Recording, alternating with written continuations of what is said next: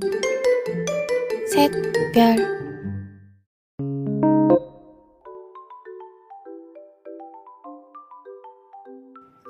Assalamualaikum warahmatullahi wabarakatuh. Kembali lagi bersama aku Salwa Sakinah dalam podcast Ngabuburit Yuk Ngabuburit. Nah, kali ini aku tidak sendirian, aku ditemani oleh teman aku.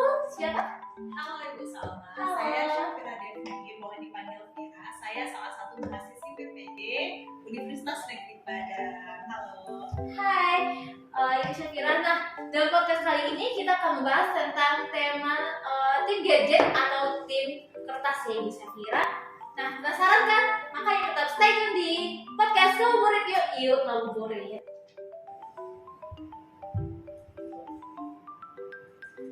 Halo Ibu Syafira, apa kabar?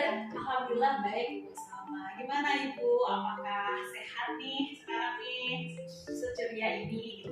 Alhamdulillah saya juga baik. Nah, Ibu Syafira kan merupakan mahasiswa PPG ya. Saat ini kabarnya lagi di penghujung perkuliahan semester 1 PPG gelombang 2 ya? Ya. Nah, gimana sih perasaan Ibu Syafira di penghujung perkuliahan saat ini? Rasanya alhamdulillah lega ya Ibu, karena ini akan berakhir dan juga kita akan masuk ke gelombang ke PPL 2 ya, ini semester 2 ya. Dan ini juga menjadi langkah awal kita di praktek mandiri nanti dan tetapi juga ada deg-degannya Ibu, karena harus ngerjain UAS, deadline dan segala macam. Tentunya masih deg-degan ya Ibu. Ya, Rias ya Ibu. Nah, saat ini podcast kita tentang tema tim gadget atau tim kertas ya Ibu Syafira. Nah, dilema pendidikan saat ini di era digital, gimana sih pendapat Ibu Syafira tentang perkembangan digital saat ini? perkembangan digital sekarang itu terutama teknologi dan informasi ya, itu berkembang sangat pesat. Itu mempengaruhi aspek kehidupan dan juga termasuk aspek dari pendidikan. Sekarang itu tidak hanya satu orang saja yang bisa menemui orang lain untuk bicara secara langsung seperti kita, tapi interaksi bisa dengan banyak cara seperti chattingan, telepon, video call gitu. Banyak platform komunikasi dan juga aplikasi komunikasi yang bisa kita gunakan jarak jauh gitu. Nah, ini jelas ya Ibu, jika teknologi itu sangat mempengaruhi ya perkembangan pendidikan saat ini dan juga sudah banyak platform pendidikan yang ada di media sosial atau sejenisnya Ibu. Nah, tentunya guru mendapat tantangan baru ya Ibu di era digital saat ini. Sejauh ini Ibu sebagai calon pendidik di masa depan nih, apa sih tantangan yang Ibu dapatkan sebagai seorang pendidik di masa sekarang dan masa depan? Ya, nah karena teknologi ini terus berkembang, itu akan membuat metode-metode pembelajaran kita harus inovatif, terus juga media pembelajaran kita gunakan itu harus sesuai dengan perkembangan zaman. Karena apa? Karena peserta didik sekarang itu tantangannya memiliki karakteristik Gen Z gitu. Ya, karena Gen Z ini mereka sangat melek teknologi dan mereka juga lahir saat teknologi sedang berkembang dengan pesat. Jadi mereka tidak bisa lagi kita dikte, kita ceramahi dalam kelas dengan pembelajaran konvensional atau pembelajaran secara langsung. Jadi itu sih tantangannya, kita harus bisa belajar membuat inovasi-inovasi dalam pembelajaran gitu. Nah, jika Ibu membahas tentang Gen Z, nah jika Gen Z ini memanfaatkan teknologi dengan baik, maka Gen Z bisa memanfaatkan teknologi untuk di era pendidikan saat ini ya. Nah, jadi ini kan Gen Z. Kalau bagaimana nantinya dengan generasi Alpha yang lahir tahun 2015 ke atas, itu gimana menurut pendapat Ibu? Iya, generasi Z ini mereka memanfaatkan teknologi untuk hiburan dan juga mencari informasi.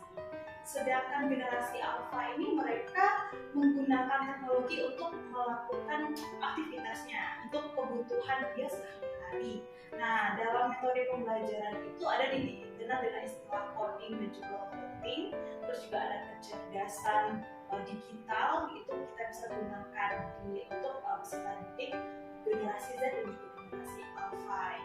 Dan juga ini mempunyai plus minusnya Bu, karena informasi yang bisa kita dapatkan di Google dengan pencarian yang bisa lebih mudah gitu ya. Dan itu juga mempunyai minusnya atau kekurangannya karena banyak informasi yang tidak benar atau hoax yang tidak valid dari sumber-sumber yang mereka itu sebenarnya tidak tahu itu sumbernya itu betul atau tidak gitu.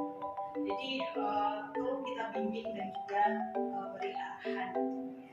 Wah, mulai dari plus minusnya ini jadi ada minusnya ya Ibu, kayak seperti informasi yang didapatkan dari media internet itu sumber yang entah valid entah bukan.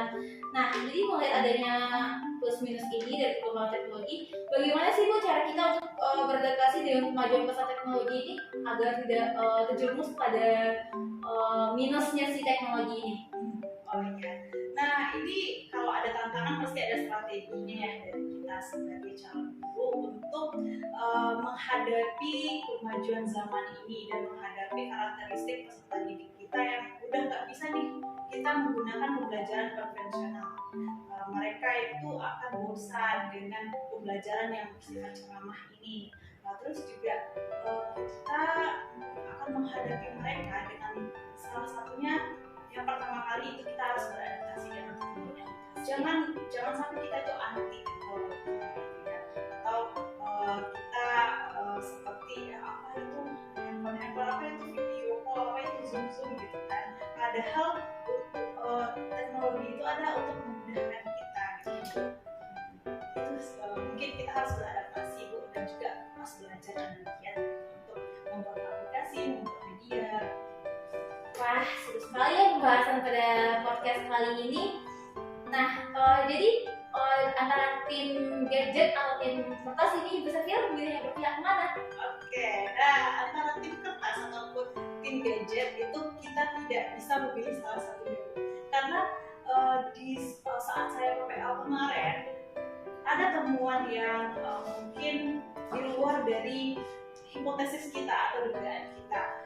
Peserta didik itu tidak serta-merta suka belajar menggunakan gadget, menggunakan teknologi.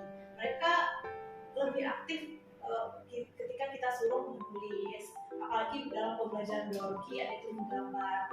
Mereka tuh karena keasikan belajar dengan gadget jarak jauh online waktu pandemi COVID-19, ternyata dengan online ini mereka tidak begitu tertarik gitu. Tidak semuanya tertarik. Bahkan banyak dari antara mereka menggunakan gadget untuk main game dalam kelas, terus ada juga yang main TikTok dalam kelas, yang kita sebagai guru tidak kewalahan gitu Bu, karena efek dari pembelajaran online yang telah berlalu. Jadi kami siasati itu dengan memberikan kuis-kuis dengan kertas dan juga APD yang berbasis aplikasi. Tidak semuanya online. Dan kalau saya disuruh milih, itu bisa dipadu-padankan gitu. Nah, jadi ketika kita menggunakan gadget dalam mencari informasi, misalnya dengan multimedia interaktif, audiovisual, tetapi kita bisa menggunakan kertas untuk mencatat poin-poinnya, dan itu juga melatih ingatan kita Ibu ketika kita melakukannya secara langsung. Jadi kalau misalnya ada yang memilih kertas saja, itu berarti mereka tidak mengikuti zaman gitu. Jadi kan sekarang aja siswa itu ke sekolah tidak membawa banyak tumpukan buku sekarang ya. Semua pakai handphone aja gitu, pakai laptop, iPad segala macam. Nggak tahu lah ya, besok-besok ini pakai apa lagi Bu. Nah, berarti sebaiknya itu tim gadget atau tim kertas netral ya Ibu. Kita sebagai calon pendidik harus menyeimbangi bagaimana cara memanfaatkan teknologi dengan baik dan tidak meninggalkan si buku ya, si kertas ya Ibu, karena dari kertas, dimulai dari kertas itulah kita belajar awal mulanya Ibu. Gak kerasa ya Ibu, di akhir penghujung pada podcast kali ini seru sekali ya pembahasan kita kali ini. Semoga di podcast akan datang Ibu masih bisa untuk hadir di podcast kita di podcast favorit Yuk Ngabuburit. Oke, terima kasih Bu Salma. Oke, sekian dari podcast favorit Yuk Ngabuburit. Saya Salma Sakinah Dan saya Syafira Devi. Kami pamit undur diri. Dan apabila dari teman-teman ada kritik atau saran, silakan hubungi hubungi di bawah ini. Wabillahi taufiq wal hidayah. Wassalamualaikum warahmatullahi wabarakatuh. Bye bye.